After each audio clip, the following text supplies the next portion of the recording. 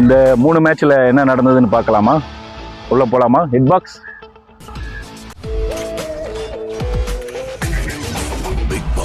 Sunday காலை 6:30.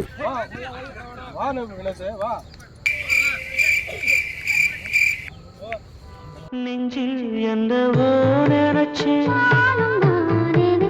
ஞாபகம் வரது யோசனை வரல. அடிச்சுட்டு ஓடுறது தானே ரன்னு ஓடலாம் கூப்பிட்டேன், ஏன் நீ வரல?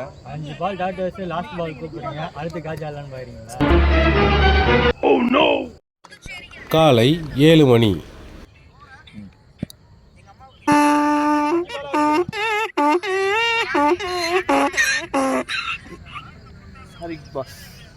காலை 7:45 மணி.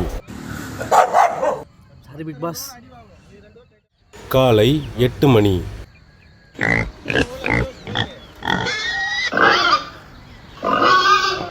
எம்ஜே கிரிக்கெட் விளையாட வேண்டிய நேரத்தில் ரீல்ஸ் பார்த்து டைம் வேஸ்ட் பண்ணிகிட்ருக்கீங்க. கழுதை நாய் பன்னின்னு சவுண்டு கொடுத்தா கூட நீங்கள் ரெஸ்பாண்ட் பண்ண மாட்டேங்கிறீங்க. சரி பிக் பாக்ஸ். காலை 8:30 மணி.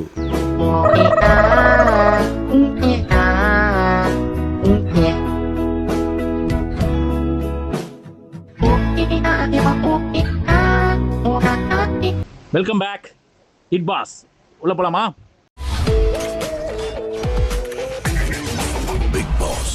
சாரு, இந்த வாரம் நல்லா விளையாண்டீங்க, பாராட்டுக்கள்.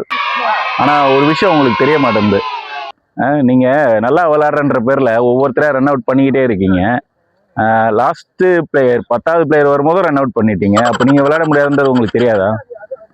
அந்த கொஞ்சம் யோசிச்சு விளையாடணும்னு தெரியலையா உங்களுக்கு? இளநீர் சார், என்ன ஆனால் உனா ட்ரெஸ் எல்லாம் கழட்டி போட்டு ஸ்ரீரங்கரம் அது மாதிரி படுத்துடுறீங்க. அது என்ன கான்செப்ட்? அதில் என்ன இருக்கு சொன்னீங்கன்னா புரிஞ்சு போனாங்க. எனக்கு குளிர்னா ரொம்ப பிடிக்கும் ஹிட் பாஸ். அதான் கிளைமேட் வர செம்மையாக இருக்கா. காலைல 6 மணிக்கு மேட்சுக்கு வந்தோம். வாயெல்லாம் புகையாக போகுது பாருங்கள். அதனால தான் கொஞ்சம் சட்டையை கழட்டி போட்டு சில்லுன்னு நல்லா என்ஜாய் பண்ணலான்னு சொல்லிட்டு படுத்திருந்தேன் ஹிட் பாஸ். இது என்னோட மேனரிசம் ஹிட் பாஸ். மாஸ்டர், உங்களுக்கு ஒரு மெசேஜ் வந்திருக்கு. வீட்டிலேருந்து போட்டிருக்காங்க. 2 கிலோ சிக்கன் வாங்கி கொடுக்கணுமா, கெஸ்ட் வந்திருக்காங்களாம். கேட்டு உங்களுக்காக திறந்தே இருக்கு, போயிட்டு வரலாம். மாஸ்டர் கிளம்புறீங்களா?